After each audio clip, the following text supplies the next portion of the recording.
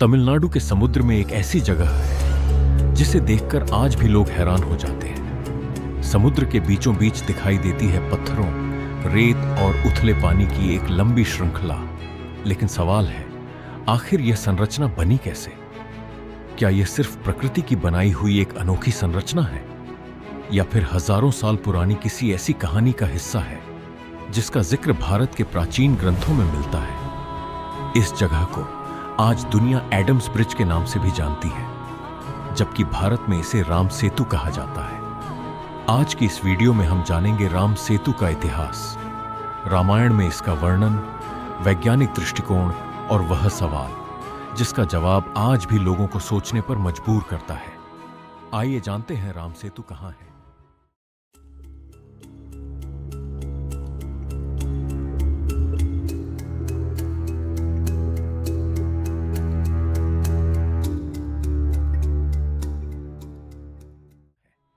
राम सेतु भारत के दक्षिणी हिस्से में तमिलनाडु के रामेश्वरम क्षेत्र से श्रीलंका की तरफ समुद्र में फैली उथली संरचनाओं की श्रृंखला है।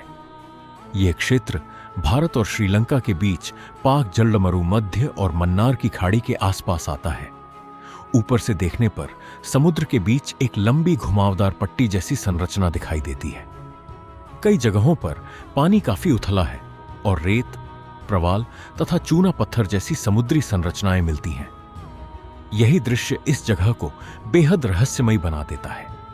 लेकिन ध्यान देने वाली बात यह है कि आज जो संरचना दिखाई देती है वह किसी आधुनिक पुल जैसी सीधी सड़क नहीं है। यह प्राकृतिक समुद्री भू आकृतियों की एक श्रृंखला है जिसके निर्माण को लेकर वैज्ञानिक अध्ययन लंबे समय से होते रहे हैं। अब आते हैं उस कहानी पर जिसकी वजह से राम सेतु करोड़ों लोगों के लिए आस्था का विषय बना। रामायण की कथा के अनुसार जब माता सीता को रावण लंका ले गया, तब भगवान राम अपनी सेना के साथ उन्हें वापस लाने के लिए लंका की ओर बढ़े।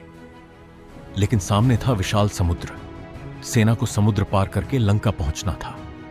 रामायण की परंपरा में बताया जाता है कि वानर सेना ने समुद्र पर एक सेतु का निर्माण किया। इस निर्माण से जुड़ी कथा में नल और नील का नाम आता है। कहा जाता है कि वानर सेना ने पत्थरों और अन्य सामग्री की सहायता से समुद्र पार करने का रास्ता बनाया। इसके बाद भगवान राम की सेना उस मार्ग से लंका पहुंची। यहीं से इस समुद्री संरचना को राम सेतु के नाम से जोड़ा जाता है। लेकिन यहां एक महत्वपूर्ण बात समझना जरूरी है। यह रामायण की धार्मिक और साहित्यिक परंपरा का हिस्सा है। आधुनिक विज्ञान इस कथा को ऐतिहासिक प्रमाण के रूप में स्वीकार करता है। ऐसा कहना सही नहीं होगा।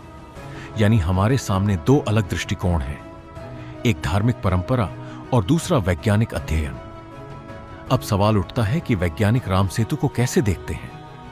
भूगर्भ शास्त्र और समुद्री विज्ञान के अनुसार भारत और श्रीलंका के बीच का यह क्षेत्र लंबे समय से समुद्री और भूगर्भीय प्रक्रियाओं से प्रभावित रहा है।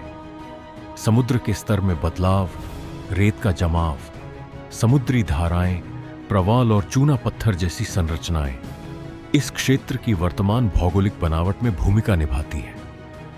इसलिए वैज्ञानिक दृष्टिकोण में राम सेतु को मुख्य रूप से एक प्राकृतिक भू आकृति माना जाता है।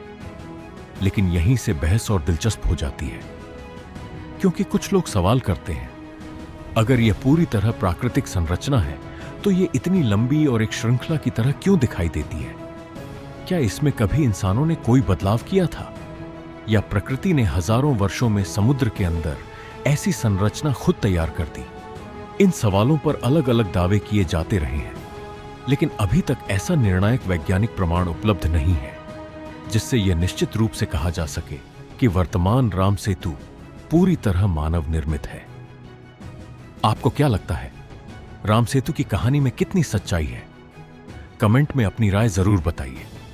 और ऐसी ही रहस्यमयी और ऐतिहासिक कहानियों के लिए डीके मिस्ट्री को सब्सक्राइब करना मत भूलिए, क्योंकि इतिहास में छुपे हर रहस्य के पीछे एक कहानी होती है और हम उस कहानी को आपके सामने लाते हैं।